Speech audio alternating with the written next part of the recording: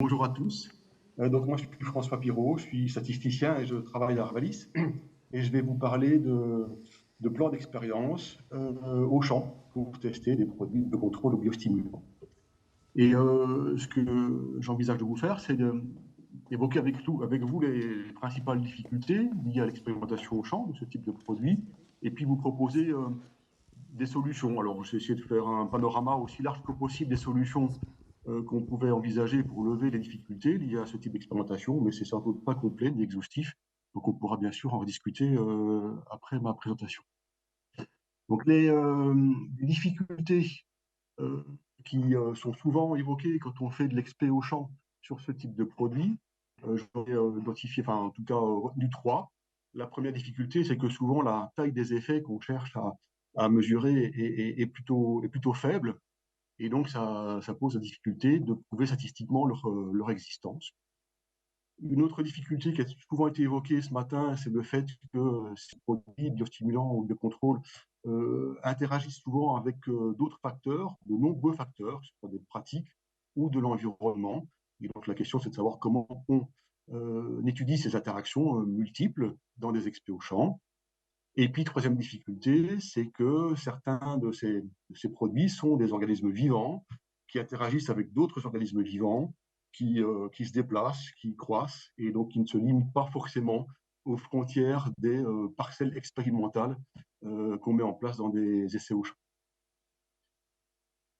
Donc, quand on veut discuter de la taille des effets, enfin de la mise en évidence d'effets faibles, il faut qu'on s'intéresse à la puissance de l'expérience. Donc, je vais revenir là-dessus après. Concernant les interactions, ben, la question c'est comment on étudie l'interaction entre un grand nombre de facteurs dans une expé au champ.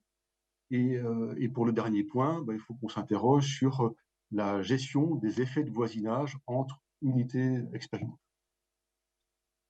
Alors, concernant la puissance, je suis désolé, il y a une ou deux formules, j'espère que ça ne va pas vous couper l'appétit. Concernant la puissance de l'expérience, donc je rappelle la définition, c'est la capacité d'expérience à mettre en évidence des différences entre modalités quand celles-ci existent. La puissance de l'expérience dépend de plusieurs paramètres que j'ai repris ici. Un de ces paramètres, c'est la précision de l'expérimentation, donc le TR. Un autre paramètre, c'est le nombre de répétitions, que j'ai appelé nombre de blocs. Un troisième paramètre, c'est l'écart réel qui existe entre les modalités qu'on cherche à comparer. Et un quatrième paramètre, c'est le risque d'erreur de premier espèce, donc le risque de fausse découverte. Alors, je précise d'emblée que je vais vous présenter des solutions, certaines qui sont basiques, élémentaires, et d'autres qui sont peut-être moins pratiquées ou moins connues. Il ne faudra pas hésiter à compléter ce panorama tout à l'heure. Alors, plutôt que de parler de puissance, je préfère vous parler d'une notion qui me semble plus facile à manipuler, qui est la PPDS, la plus petite différence significative entre deux modalités. Donc, on va chercher à avoir dans une expérience la PPDS la plus faible possible pour être capable de prouver des différences cette taille-là. Alors, la simplification, elle tient lieu dans le fait qu'il n'y a plus que trois paramètres. Il y a la précision de l'expérience, donc on va chercher à minimiser. Il y a le nombre de blocs, le nombre de répétitions qu'on peut maximiser, qu'on peut augmenter pour faire baisser la PPDS. Et puis, il y a le risque à la fin. On va voir tout à l'heure comment ça joue sur la PPDS. Alors, je vais commencer par le nombre de blocs. C'est un critère qui est souvent évoqué parce que c'est celui qui est le plus facile à mobiliser pour avoir une expérience avec une PPDS la plus petite possible. Et je vais illustrer le nombre de blocs sur un exemple concret. Donc, il s'agit ici d'un essai en microparcelles sur céréales à paille, enfin, c'est du blé tendre, mais peu importe. Et c'est un essai donc c'est sur du rendement en grains, un essai relativement précis avec un étière de 3 quintaux par hectare. Vous avez en ordonnée la PPS, donc la différence qui doit exister entre deux modalités pour qu'elle apparaisse significative. Et en abscisse, vous avez le nombre de blocs. Alors, très souvent, on fait des essais à 3 ou 4 blocs. Et donc, dans le cas où on fait un essai à 3 blocs, vous voyez qu'on est en mesure de prouver une différence de l'ordre de 5 quintaux par hectare. Si on voulait prouver l'existence d'effets plus petits, j'ai pris l'exemple d'une différence de 2 quintaux par hectare, ben, il faudrait monter à 17 blocs. Je n'ai même pas tenter de calculer le nombre de blocs nécessaires pour montrer un écart de 1 quintal. Ça sortait du graphique. Ce qu'il faut peut-être retenir de ce type de graphique, je pense que la conclusion est assez générale, hein, même si c'est appliqué à un cas particulier, c'est qu'il ne faut pas attendre de miracle de l'ajout d'un bloc supplémentaire dans des expérimentations. Passer de 3 à 4 ou de 4 à 5, et vous voyez qu'en plus, l'intérêt d'un bloc supplémentaire diminue au fur et à mesure qu'il y a plus de blocs dans l'expérience. Passer de rajouter un bloc en plus ne fait pas de miracle. L'autre possibilité pour augmenter la puissance de l'expérience ou faire baisser la PDS, c'est de jouer sur le risque alpha, le risque de fausse découverte.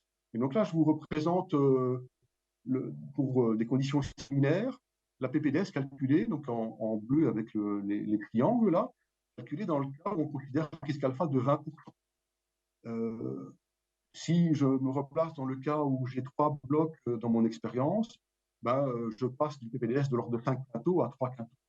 Donc ça peut être un levier assez intéressant pour augmenter la puissance de l'essai, mais c'est bien sûr au détriment du risque de première espèce, donc du risque de fausse découverte. Donc c'est bien sûr un levier à manipuler avec précaution.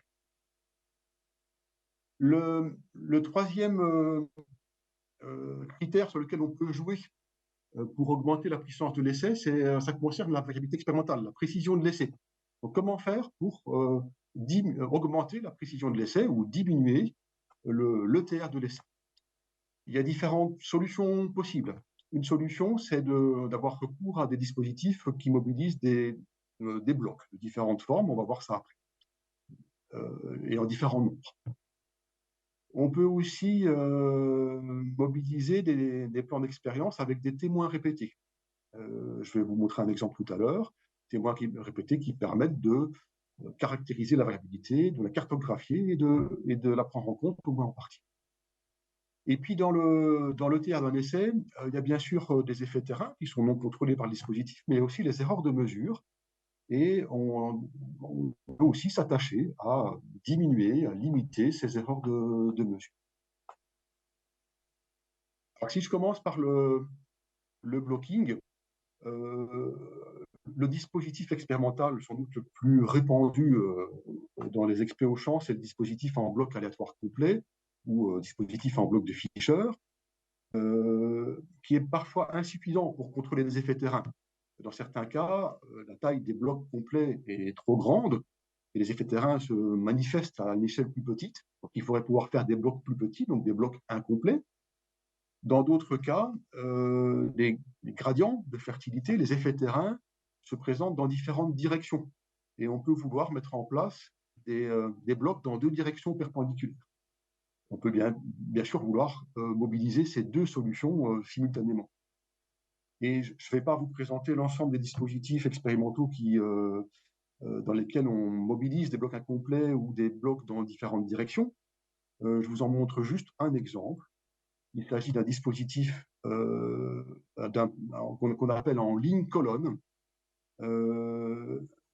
Alors, c'est un exemple qui a été mis en œuvre sur un essai sclérotinase sur le tabac. Je ne suis pas spécialiste, mais on m'a expliqué que cette maladie-là se répartissait dans l'espace de manière très hétérogène, à une échelle très petite. Et donc, il pouvait être difficile de la contrôler avec un dispositif en bloc aléatoire complet. Et donc, on a cherché à mettre en œuvre un dispositif avec des blocs incomplets et dans 2 directions. Donc, ce que permet de faire les dispositifs en ligne colonne. Donc, dans cette expérience, on voulait comparer 8 modalités. On a 3 répétitions pour chaque modalité, donc 24 unités expérimentales. Et la forme du champ est celle que vous avez ici, avec 4 lignes et 6 colonnes. Et la répartition des modalités entre les différentes unités expérimentales dans ce dispositif-là est faite de telle manière qu'on constitue des blocs à la fois en ligne et en colonne. Donc, chaque ligne du dispositif constitue un bloc, donc qui est forcément incomplet dans ce cas-ci, puisqu'on n'a que 6 modalités parmi les 8. Et chaque colonne constitue également un bloc, donc qui est incomplet aussi, puisqu'on n'a que 4 modalités dans chaque colonne. Donc ça permet un contrôle relativement fin de la variabilité expérimentale et qui s'est avéré plus efficace que les dispositifs en bloc complet qu'on avait l'habitude de faire pour l'étude de ce type de maladie. Alors, je passe sur la façon de construire ces dispositifs. Ce n'est pas à main, c'est assez complexe. Il faut s'assurer notamment qu'on n'a jamais deux fois la même modalité dans chaque ligne et dans chaque creux. Je vous laisserai regarder ça tranquillement toute la si vous voulez. Alors, ces dispositifs en bloc incomplet et avec des blocs dans plusieurs directions, ils ont un coût.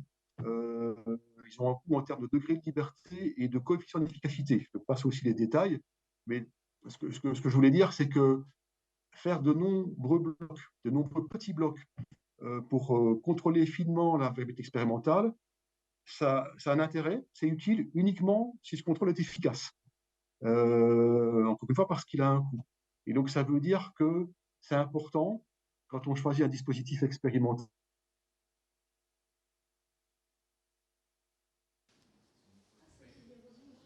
Ouais, du coup, il faut que tu penses à rallumer ton micro, François. Voilà, c'est bon. Ah oui.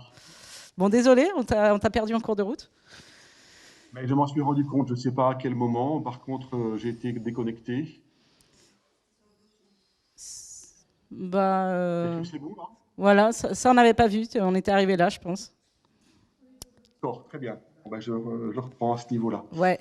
Euh, donc j'étais en train d'évoquer une autre solution pour essayer de réduire, de contrôler une partie de la variabilité expérimentale, qui consiste à introduire dans l'expérience un ou plusieurs témoins répétés, un dispositif très courant, très connu, est le dispositif avec témoins adjacents. Donc c'est un exemple qui est présenté ici. Il y a 1, 2, 3, 5 modalités qui sont comparées avec 4 blocs, donc 4 répétitions pour chaque modalité. Et en fait, chaque parcelle expérimentale est découpée en deux. Il y a une moitié qui est attribuée à la modalité à tester et l'autre attribuée aux témoins. Et donc la répartition est aléatoire dans chaque unité expérimentale.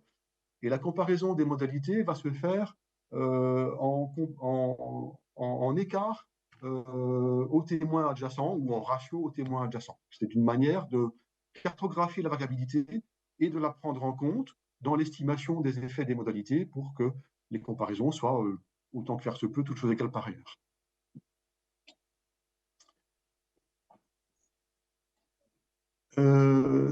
Autre aspect qui permet de réduire la variabilité expérimentale, c'est de diminuer les erreurs de mesure. Et je voulais évoquer avec vous le cas où la variabilité expérimentale dépend du niveau moyen. Donc, ce qui est assez fréquent quand on s'intéresse à des données de comptage ou à des proportions. Donc, j'ai repris ici l'exemple d'une expérimentation où on a 4 microparcelles par modalité, on compte 20 feuilles par microparcelle, ça fait 80 feuilles au total, et on s'intéresse à la proportion de feuilles infectées. Et vous avez sur ce graphique la précision de l'estimation de cette proportion en fonction du niveau moyen d'infestation. Et vous voyez que cette précision, elle n'est pas constante, elle est maximale quand la proportion de feuilles infestées est proche de 0 ou de 100%, et la précision est minimale quand cette proportion est proche de 50%. Et avec 80 feuilles, ça veut dire qu'on peut faire de la surqualité si le niveau d'infestation est très faible ou très fort, et éventuellement de la sous-qualité si le niveau d'infestation est proche de 50%. Dans cette situation-là, on pourrait imaginer avoir recours à ce qu'on appelle de l'échantillonnage séquentiel. L'échantillonnage séquentiel, il permet d'adapter le nombre de mesures en fonction de la précision souhaitée et de la variabilité observée. Donc l'idée, c'est de commencer à noter des feuilles, et au fur et à mesure qu'on note des feuilles, on a une estimation du niveau moyen, de la pression moyenne, et donc on a une estimation de la précision du niveau moyen, et on peut s'arrêter de compter des feuilles quand on atteint un niveau de précision fixé a priori. Donc ça ne permet pas forcément globalement de diminuer la pression d'échantillonnage, mais ça permet de répartir au mieux, d'optimiser l'échantillonnage qu'on fait sur différentes unités expérimentales. Dernier point sur ce sujet-là, ça concerne les réseaux d'essais. Dans certains cas, on considère que les réseaux d'essais, ça permet de consolider les résultats observés dans un essai en particulier. C'est vu comme ça. Et donc, du coup, je vous présente une autre formule un peu plus compliquée, qui est la PPDS, mais à l'échelle d'un réseau d'essais.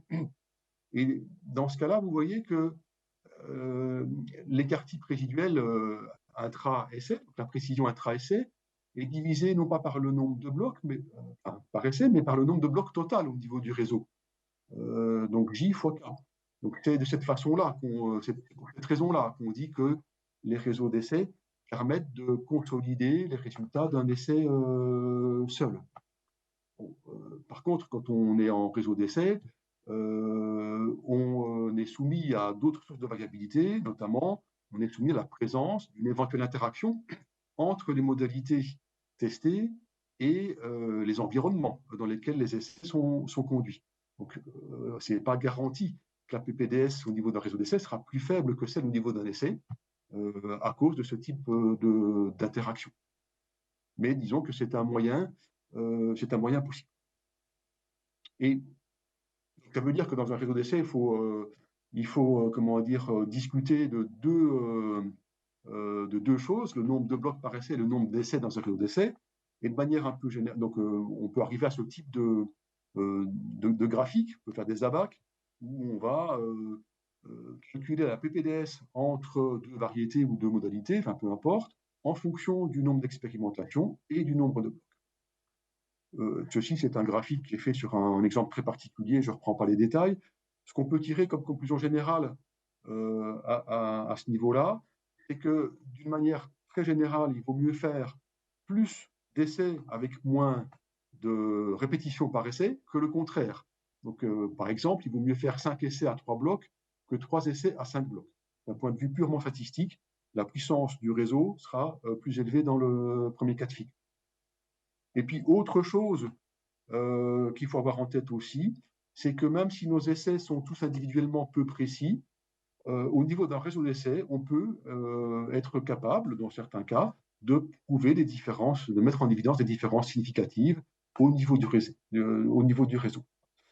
Pour le dire de manière imagée, si tous les essais tirent dans le même sens, même si chaque essai est non significatif, le réseau, l'analyse du réseau peut être, elle, significative.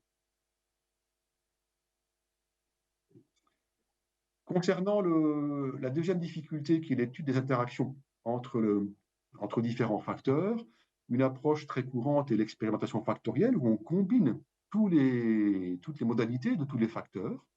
Je vais vous présenter une autre approche qui est peut-être moins connue, qui est l'expérimentation factorielle fractionnaire. Et puis, on peut de nouveau évoquer les regroupements d'essais. En expé factoriel, le principe, c'est de combiner toutes les modalités de tous les facteurs étudiés. Elsa vous en a montré un exemple tout à l'heure. Alors, si on a ne fût-ce que 5, non, 1, 2, 3, non, j'ai pris que 4 facteurs, 5 variétés fois 5 produits fois 5 programmes d'application, ça peut être des dates différentes ou des doses différentes, et 2 dates de semis, quand on combine tout, on est à 250 traitements expérimentaux. Si on veut les répéter 4 fois, ça fait 1000 microparcelles ou 1000 parcelles expérimentales. Donc, on atteint très vite des essais de très grande taille qui, en pratique, sont très compliqués à mettre en œuvre.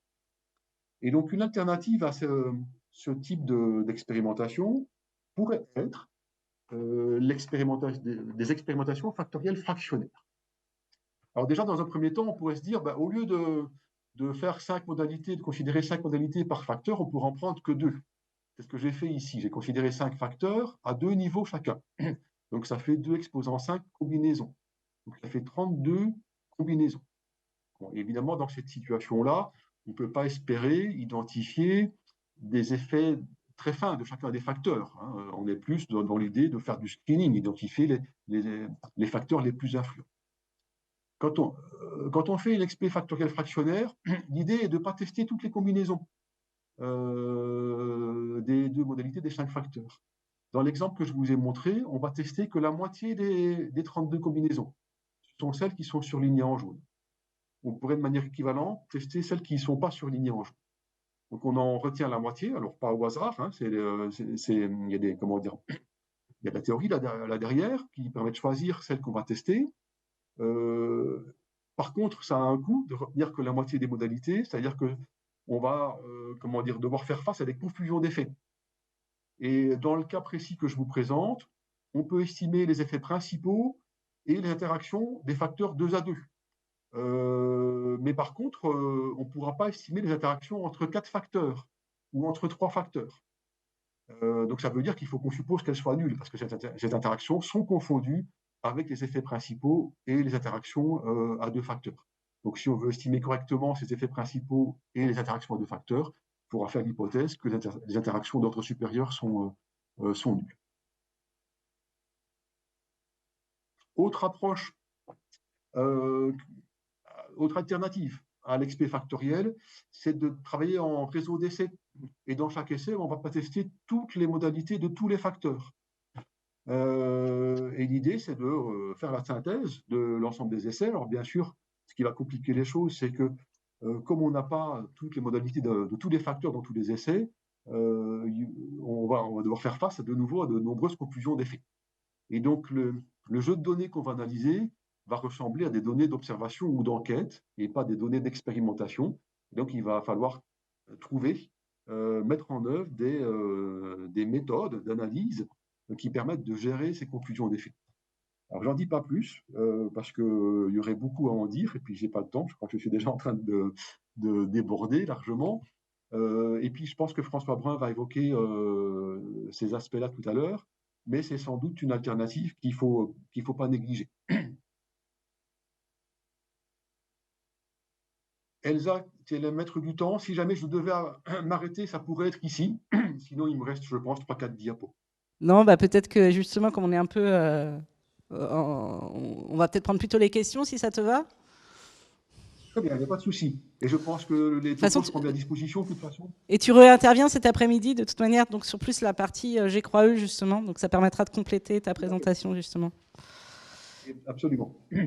Du coup, est-ce qu'il y a des questions dans la salle ou en ligne ?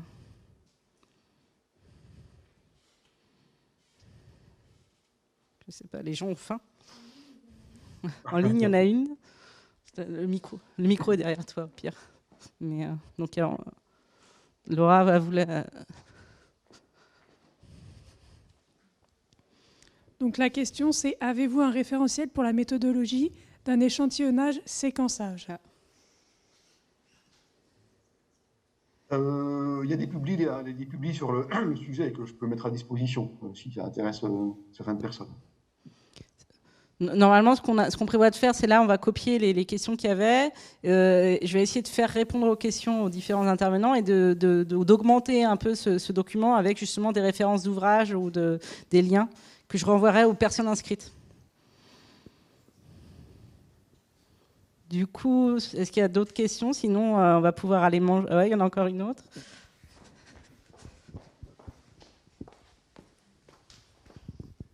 Moi, j'ai une question, mais un peu générique, j'ai hésité à la poser, parce que je ne sais pas si quelqu'un pourra y répondre, si elle est à propos. Mais à un moment, on a parlé d'approche système, et puis voilà, on parlait aussi beaucoup d'analyse factorielle ou multifactorielle. Et je me suis demandé si, d'un point de vue statistique, une approche système, ça voulait dire quelque chose. Donc c'est peut-être plus une question pour les statisticiens.